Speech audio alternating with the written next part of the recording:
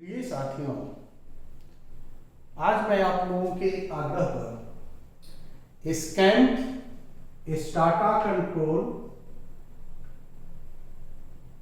And management plan SCAMP CMR 123 के बारे में चर्चा करूंगा।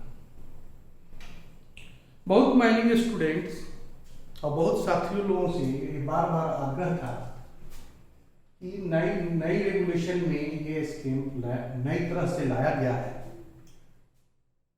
इसके बारे में इस रेगुलेशन का चर्चा अवश्य किया जाए। इसको संक्षेप में मैं समझाने का प्रयास कर रहा हूं। ऐसे इसमें इतने सारे पार्टिकुलर भरे हुए हैं और इसके पास्ट हिस्ट्री से इतने सारी चीजें लिए हुए हैं जो पूरे माइनिंग स्टाटा कंट्रोल के पूरे माइनिंग सिनेरियो को निचोड़ करके ये बनाया गया।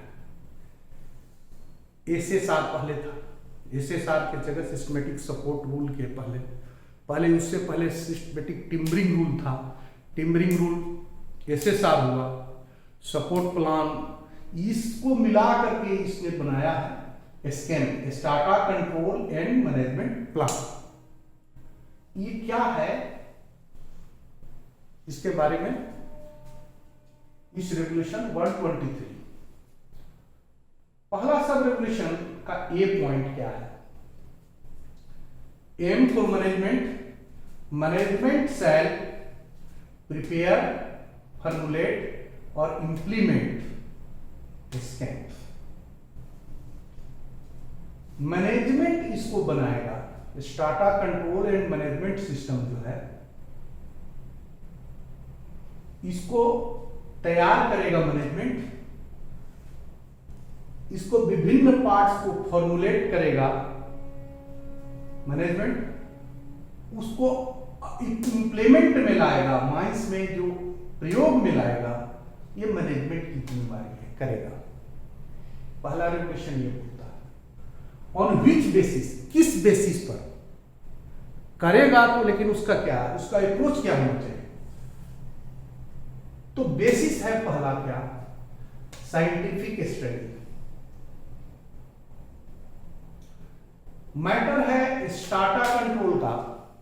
स्टाटा कंट्रोल मतलब रूफ, साइट, स्टाटिग्राफी जो है, कोल बियरिंग स्टाटा है, उससे रिलेटेड जितना जो पैरामीटर है वो स्टाटा कंट्रोल।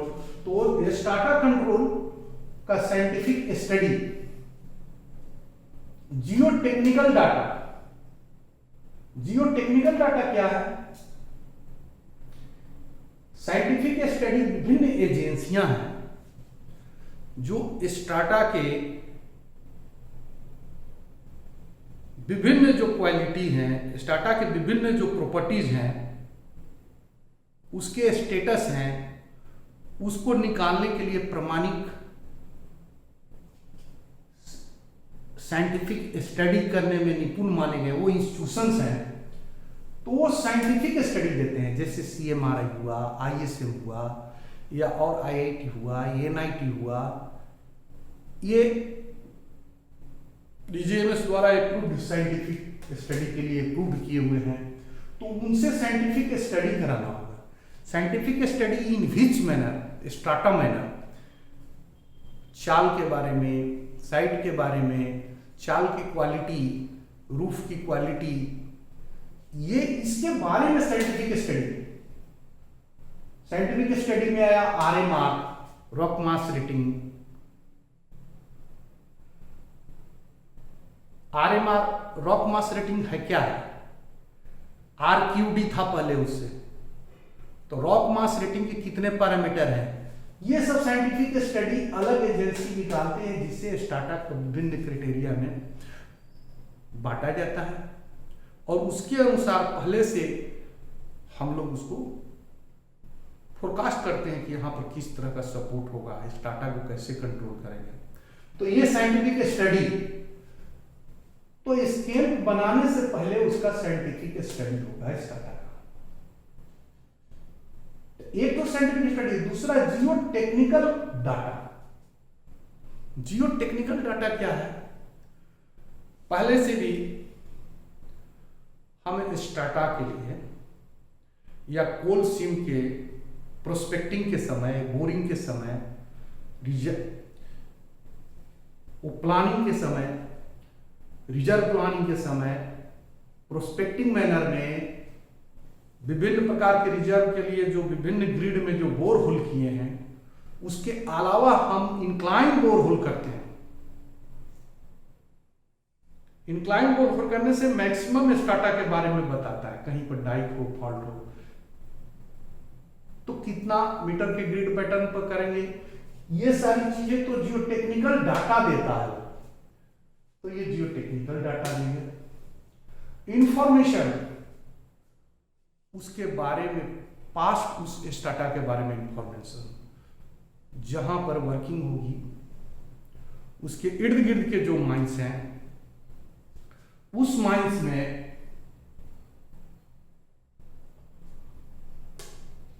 क्या इंफॉर्मेशन है स्टाटा के बारे में, रूफ के बारे में, साइड के बारे में, उसकी क्या क्वालिटी है, उसका फ्लोर के बारे में, ये इंफॉर्मेशन है। और मेथड ऑफ वर्क, उसका मेथड, ये 4 बेसिस है। इस 4 बेसिस के ऊपर मैनेजमेंट स्कीम तैयार करेगा। ये स्कीम जो है, पर्पस क्या है इसका? To secure roof side of working place, to secure roof side of working place. दूसरा, revision if change of working, यदि एक जगह से दूसरे जगह में वर्किंग होगा तो उसका रिवीजन करेंगे, सपोर्ट में किस तरह का चेंजिंग होगा। तो ये सारी स्केल जो है बनेगा, इसका पर्पस ये है। तो सब रेगुलेशन 1 का ए का ये पार्ट कहने के लिए तो बेसिस में 4, ये चारों basis, scientific study, geo technical data, information तो खैर इधर उधर से लेते ही हैं, जैसे जियोलॉजी का information geology survey of India से लेती है, मेथड ऑफ वर्क आसपास के वर्किंग से लेंगे, पास्ट एक्सपीरियंस से लेंगे, चाल का कैपेबिलिटी क्या है। लेकिन ये चारों अपने आप में एक सब्जेक्ट है, जियो मैकेनिक्स के से रिलेटेड एक सब्जेक्ट है। Scientific study, geo technical data, information और मेथड ऑफ वर्क। तो ये बेस सूत्र है जिसके आधार पर मैनेजमेंट स्केल को बनाएगा। अब इसमें रेगुलेशन 1 के ए में मैनेजमेंट प्रिपरेशन करेगा, फॉर्मुलेट करेगा, इंप्लीमेंट करेगा स्कीम को। इसके आधार पर सिर्फ आउटर एजेंसी करेगा क्या? साइंटिफिक स्टडी करेगा। साइंटिफिक स्टडी स्टाटा के रिलेटेड आरएमआर निकालना, रॉक मास रेटिंग निकालना, वो हम ऑथराइज से करते हैं।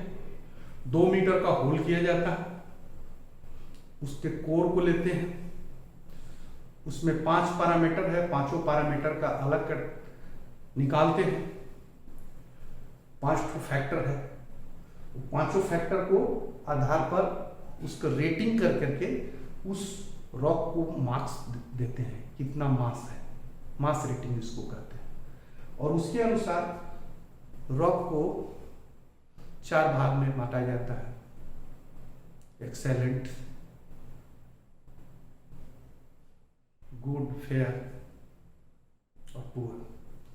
तो इस तरह से ये साइंटिफिक स्टडी हम बाहर से कराते हैं। बाकी सारी चीजें के आधार पर हम स्कीम को बनाएंगे और जो हमको रूफ साइड को सब सिक्योर करने के लिए पर्पस है, यानी वो सपोर्ट डिजाइन करेगा। और जब कभी वर्किंग चेंज करेंगे तो हमारा सपोर्ट डिजाइन करेगा। तो ये फर्स्ट रेगुलेशन का है। मैं समझता हूं कि ये फंडा क्लियर हुआ। अब फर्स्ट रेगुलेशन का सेकंड बी क्या है? Manager strata control and management plan को, जो ये प्लान बनाएगा,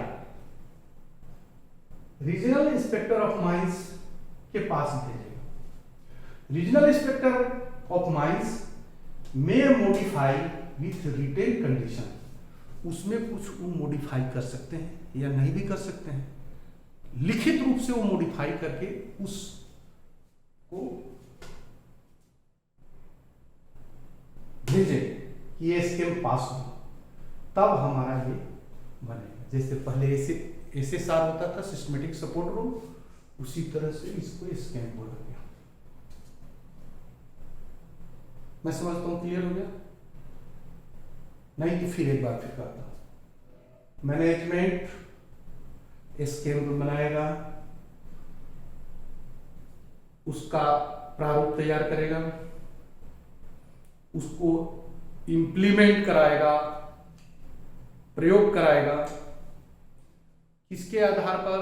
वैज्ञानिक तरीके से स्टडी करा के कराएगा, ऐसे ही नहीं कि अपना मन से जो बना लिया।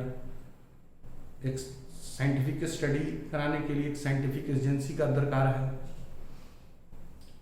उसके लिए जियो टेक्निकल डाटा चाहिए, एक सर्टेन डाटा लेगा। वो डाटा साइंटिफिक स्टडी का भी हो सकता है, पास्ट का भी हो सकता है, जियोलॉजिकल सर्वे का भी डाटा हो सकता है, प्रोस्पेक्टिंग का भी डाटा हो सकता है, उस एरिया का बोरहोल का डाटा, उस डाटा से उसको मिलेगा। इंफॉर्मेशन, बहुत सारे इंफॉर्मेशन है उस स्टाटा के बारे में, पास्ट जो अगल बगल कोलियरी चला है उसके बारे से इंफॉर्मेशन हो सकता है, चाहे खुद कोलियरी चला हुआ है तो उससे इंफॉर्मेशन हो सकता है। मेथड ऑफ वर्क क्या है? वर्क बहुत सारे हो सकता है, बोर्ड एंड पिलर डेवलपमेंट हो सकता है, डिपिलिंग हो सकता है, अदरवाइज स्पेशल मेथड भी हो सकता है। तो वो मेथड ऑफ वर्क ये चारों आधार पर ये बनाएंगे और उस स्कीम को रीजनल इंस्पेक्टर ऑफ माइंस के पास हम भेजेंगे, उनसे हम अनुमोदन कराएंगे, वो उसको मॉडिफाई भी कर सकते हैं।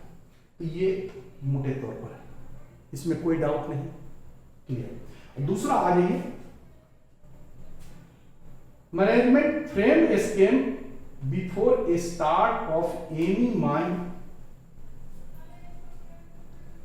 ऐसा नहीं कि माइन स्टार्ट कर लिया तब स्कीम करेगा। कोई माइन स्टार्ट करना है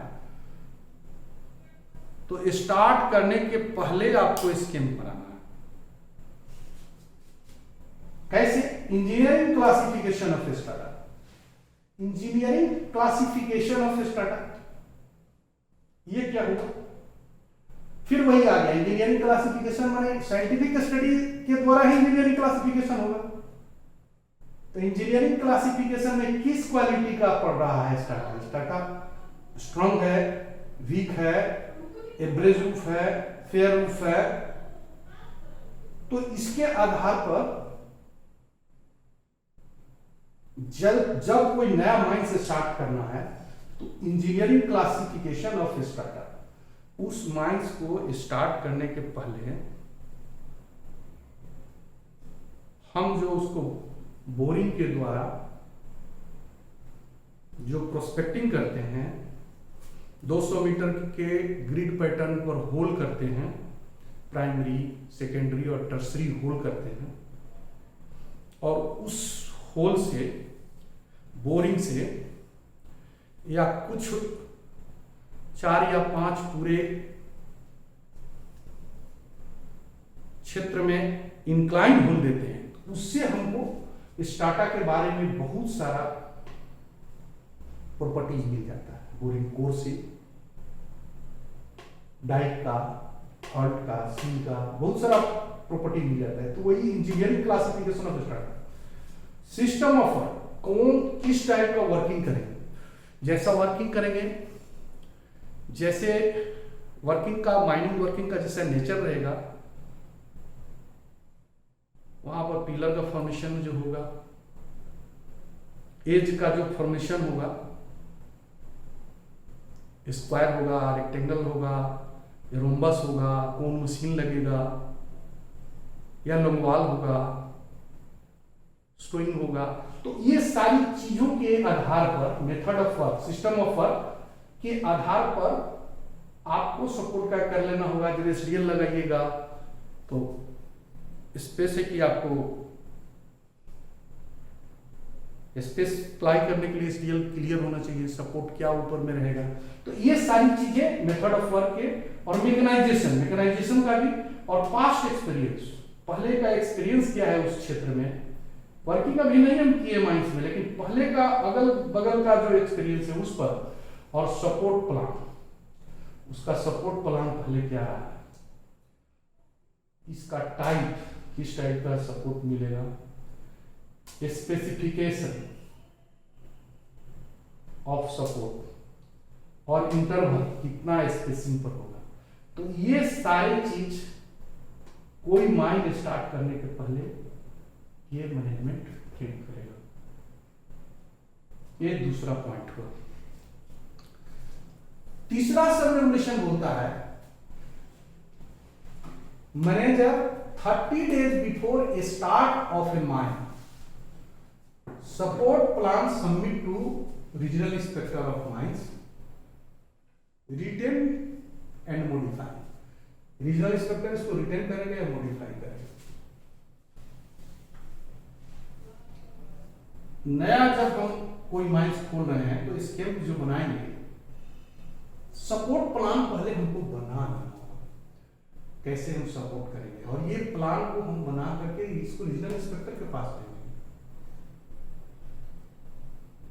स्केम पूरा प्रोसेस है, टेक्निकल प्रोसेस है, लेकिन असली उस स्केम से निकलता है support plan.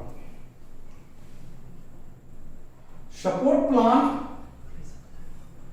Submit to regional inspector, retain modification, और ये रिटेन मॉडिफिकेशन इसमें कर सकते हैं। चौथा पॉइंट है, manager shall post a mine. क्या पोस्ट करेगा, ये support plan. Manager shall post support plan at a mine, English में, हिंदी में, या लोकल लैंग्वेज में, और give to all supervisor, official और असिस्टेंट मैनेजर। जैसे एसएसआर हम लोग पहले देते थे, अब एसएसआर की जगह सपोर्ट प्लान को या देना पड़ेगा। क्लियर हुआ चौथा पॉइंट। पांचवा, मैनेजर, सुपरवाइजर और official shall be responsible to adhere in mine. Support plan खदान में सपोर्ट प्लान पूरी तरह से पालन हो, उसका सपोर्ट प्लान के अकॉर्डिंग सारा सपोर्ट हो इस डाटा को, इसका इंश्योर करना मैनेजर, सुपरवाइजर में क्या हो, ओवरमैन, माइनिंग सरदार, शॉर्ट फायर, ऑफिशियल, और भी ऑफिशियल हुए, असिस्टेंट मैनेजर, ओवरमैन, ऑफिशियल का तो रेगुलेशन में अपना डिफिनेशन है, ओवरमैन, माइनिंग सरदार, ये सब ऑफिशियल में आते हैं, असिस्टेंट मैनेजर भी ऑफिशियल में आते हैं। तो ये official shall be responsible to adhere in the mine, mine के अंदर पूरी तरह से इसको लागू हो, पालन हो, ये रिस्पॉन्सिबल है। तो ये चीजें हैं। छठा जो है, support plan include inter alia system. Support plan सिर्फ कैसे सपोर्ट होगा, क्या होगा, ये नहीं, पूरा इंटरलिया समृद्ध सिस्टम होगा, उसका सब चीज का सिस्टम है, और उस सिस्टम में क्या क्या होगा ये भी रेगुलेशन स्पेल करता है, लोग भूल जाते हैं। फर्स्ट, सपोर्ट का मॉनिटरिंग कैसे होगा। सपोर्ट इस तरह से होगा, इस तरह का होगा, लेकिन उसका मॉनिटरिंग, उसकी पर्यवेक्षण, सुपरविजन, क्लोज उसका मॉनिटरिंग रहेगा। Measurement of strata behaviour, strata का बिहेवियर कैसे चेंज हो रहा,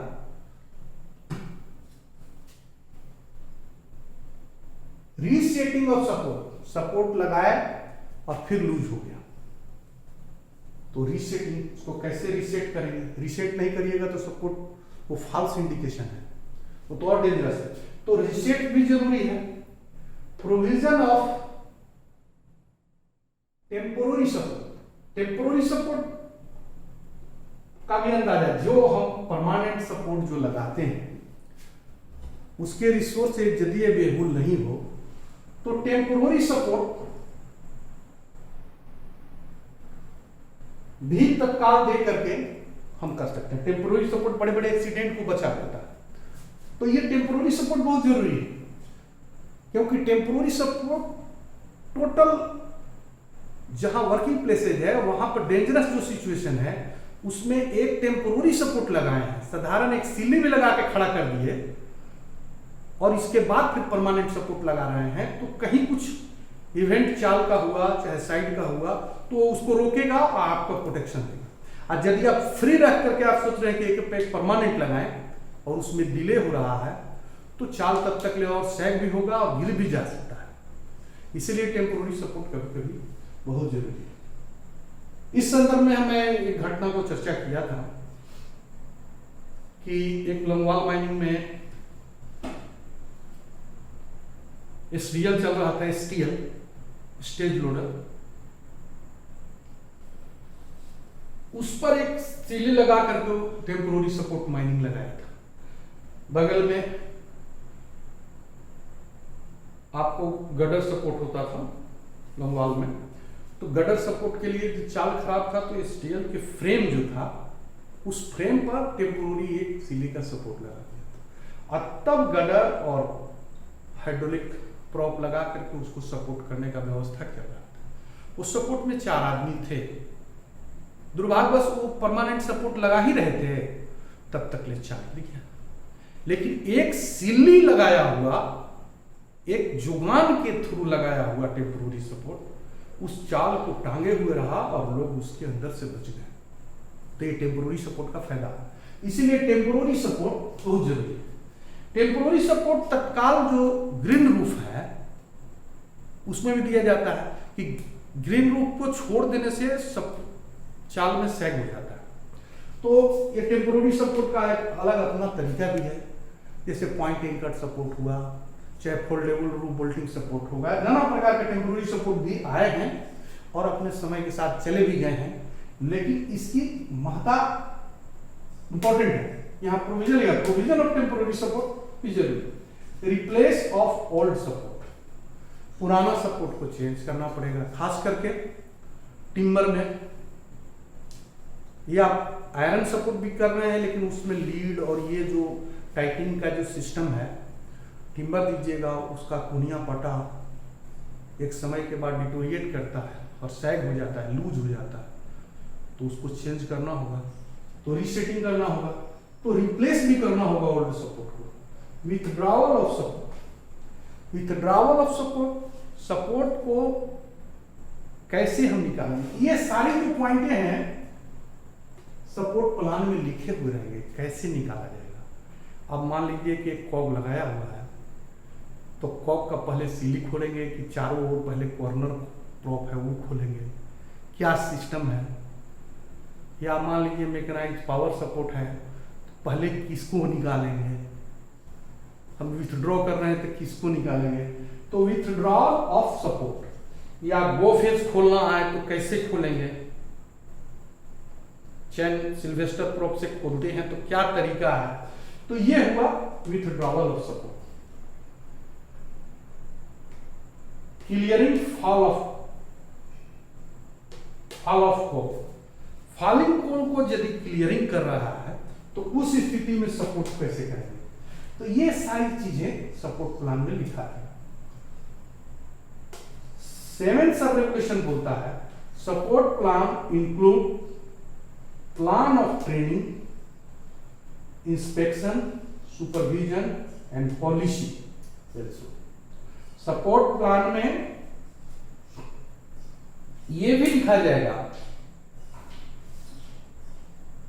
कि ट्रेनिंग का क्या क्या प्रोविजन है। अब ट्रेनिंग के लिए टिम्बर मिस्त्री टाइप का जो है उन लोगों के लिए टूल्स को क्या क्या रखना है, टूल्स को कैसे शार्पनिंग करना है, टूल्स को कैसे इस्तेमाल करना है, किस तरह से कोनिया बनाना है, किस तरह से प्रॉप करना है, उन लोगों के लिए अलग कैटेगरी है। रूफ बोल्टिंग या रेजिन बोल्टिंग है तो उसके लिए होल करना, उसके लिए डिजाइनिंग, उनकी ट्रेनिंग अलग है। या और भी स्पेशल टाइप का सपोर्ट है उसको कैसे किया जाएगा, उसकी ट्रेनिंग अलग है। तो ये हुआ विभिन्न प्रकार का ट्रेनिंग जो है प्रोग्राम रहेगा।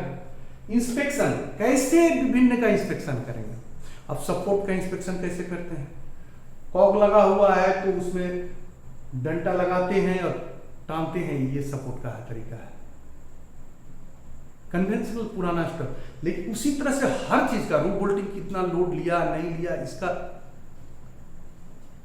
इंस्पेक्शन कैसे हम उसको इंस्पेक्शन करेंगे, सपोर्ट में ठीक है कि नहीं, डंडा मार करके प्लेट में मार कर देखते हैं। रूफ बोल्टिंग टाइट किया हुआ है नीचे से तो बियरिंग प्लेट ढीला तो नहीं है,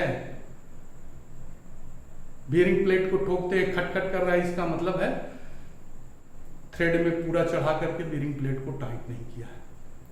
तो ये सारी चीजें हैं जो इंस्पेक्शन होना चाहिए। और सुपरविजन किसके अंदर हो रहा है उसकी भी ट्रेनिंग होना चाहिए, सुपरवाइजर जिस तरह का रहेगा।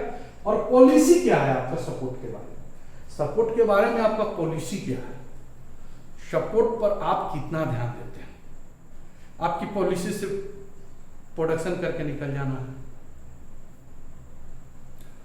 चाल एवरेज और ठीक है तो पॉलिसी नहीं बनाए हैं, तो कहीं कोई जरूरी नहीं चाल यहाँ ठीक है और बहुत दूर तक चले गए हैं बिना सपोर्ट को, लेकिन चाल खराब भी हो सकता है, टेक्निकली आप जा नहीं सकते हैं, लेजिस्लेशन भी नहीं बोल रहा है, और आप रिस्क भी मत लीजिए। इसीलिए सिस्टमेटिक वे में आपको सपोर्ट करके जाना है। तो इसीलिए सपोर्ट पॉलिसी भी आपको बनाना पड़ेगा। 8वां बोलता है management code of standing order बनाएगा। कोड ऑफ स्टैंडिंग ऑर्डर बनाएगा, क्या चीज का बनाएगा, सिस्टम ऑर्गेनाइजेशन। सिस्टम ऑर्गेनाइजेशन ये सपोर्ट के बारे में ही कोड ऑफ स्टैंडिंग ऑर्डर बनाएगा, जिसमें सपोर्ट के ऑर्गेनाइजेशन क्या है, कौन है, ऑर्गेनाइजेशन कौन है,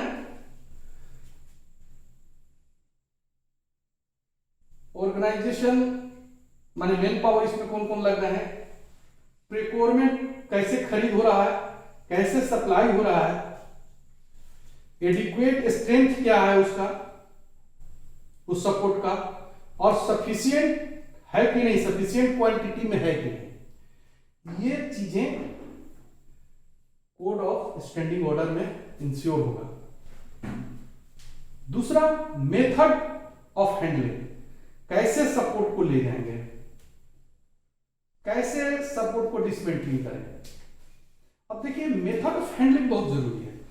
आप इंटरनल सपोर्ट अभी रूफ बोल्टिंग हो रहा है सीमेंट कैप्सूल से, लेकिन सीमेंट कैप्सूल को आप ठीक तरीके से नहीं ले जाए, एरिया स्टोर से कोलियरी तक और कोलियरी से अंडरग्राउंड तक, अंडरग्राउंड से फेस तक उसको ले जाने में यदि आप ठीक से नहीं ले गए तो आप उस सीमेंट कैप्सूल बर्बाद होगा। तो मेथड ऑफ हैंडलिंग बहुत जरूरी है, और उसको कैसे रखना है, कहां पर रखना है। बहुत लोग सीमेंट कैप्सूल के बोरा रखा हुआ है उसी पर आराम फरमाते हैं, बैठ जाते हैं, तो ये नहीं चलेगा। मेथड ऑफ हैंडलिंग, और बढ़िया से उसको हाउसकीपिंग भी करना है। डिसमेंटलिंग, सपोर्ट को कैसे डिसमेंटलिंग करना है, कैसे खोलने का सही तरीका क्या है। असेंबलिंग, ये सब मैकेनाइज जैसे पावर सपोर्ट वगैरह हुआ उस सब के लिए है। डिसमेंटलिंग कैसे करेंगे, असेंबलिंग कैसे करेंगे, चाहे कॉग वगैरह का भी हुआ। ट्रांसपोर्टेशन, ट्रांसपोर्टेशन भी बहुत इंपॉर्टेंट है, सरफेस टू ग्राउंड और अंडरग्राउंड से फेस। अब इस बात पर एक चीज का ध्यान रखना है, आपसे शेयर करना चाहता हूं कि ट्रांसपोर्टेशन जो है उसमें बहुत सावधानी, मटेरियल भी खराब नहीं हो और ले जाने में कोई दुर्घटना नहीं हो, इसलिए ट्रांसपोर्टेशन का एक सही मैनर होना चाहिए। मैंने एक कोलियरी नॉर्थ सियार सोल कोलियरी का एक्सपीरियंस बता रहा हूं। सरफेस हॉलेज से एक आर्म टॉली में रूफ बोल्ट रड को बांध दिया गया और उसको बंच ढेर सारा रख करके बांध दिया गया और उसका लोल कराया गया और वो ट्रेवलिंग रोड के रूप में भी काम आता था। कुछ समय के बाद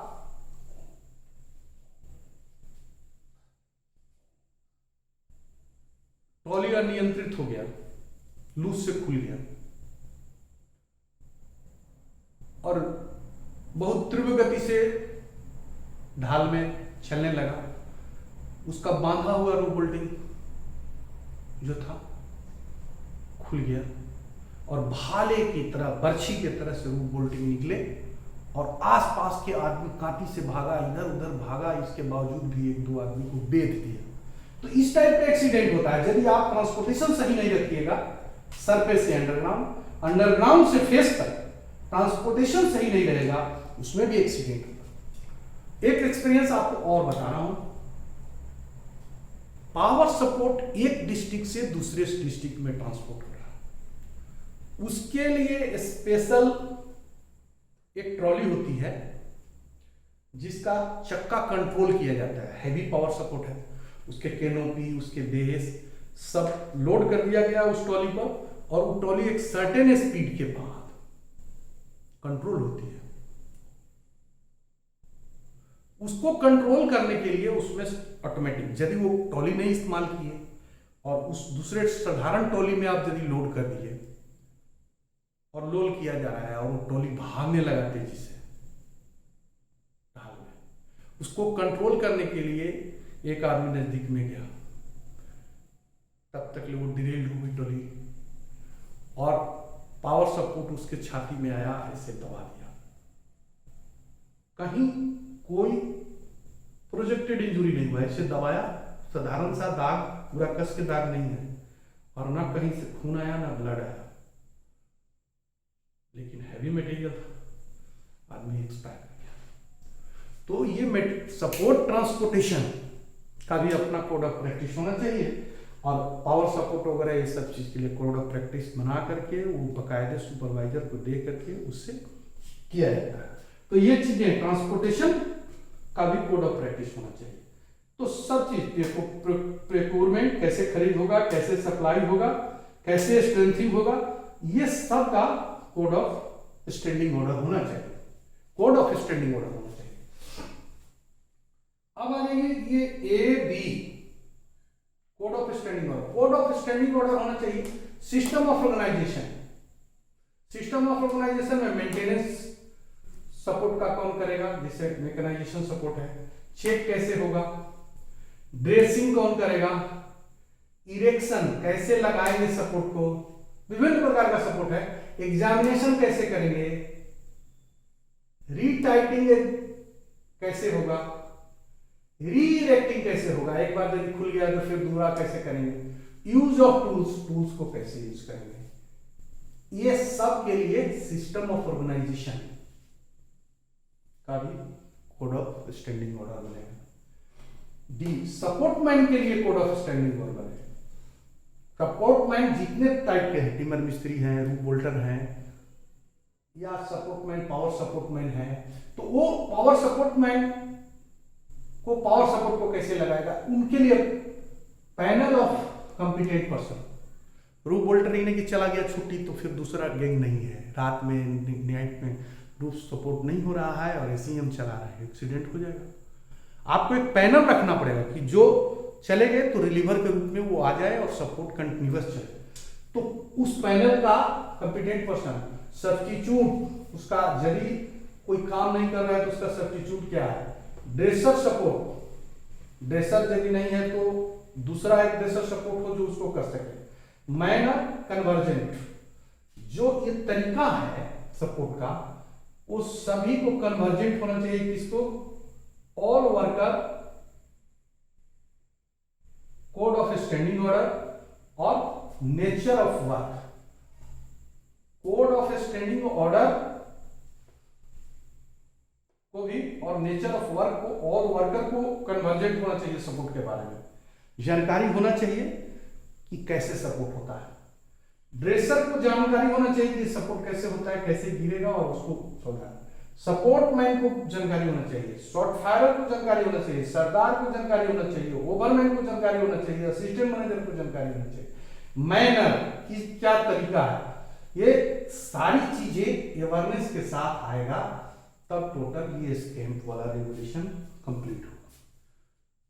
मैं समझता हूं कि आज का क्लास आप लोगों को काफी बोरिंग लगा होगा, क्योंकि ये विभिन्न टेक्नोलॉजी को एक साथ समाहित किया और हर एक पॉइंट पर एक बुक्स है, जैसे engineering classification of strata, scientific study, geo technical data, code of practice या code of standing order procurement के लिए, code of standing order transportation के लिए, transportation which type of support, power support का या और अदर, ये सारी चीजें हैं।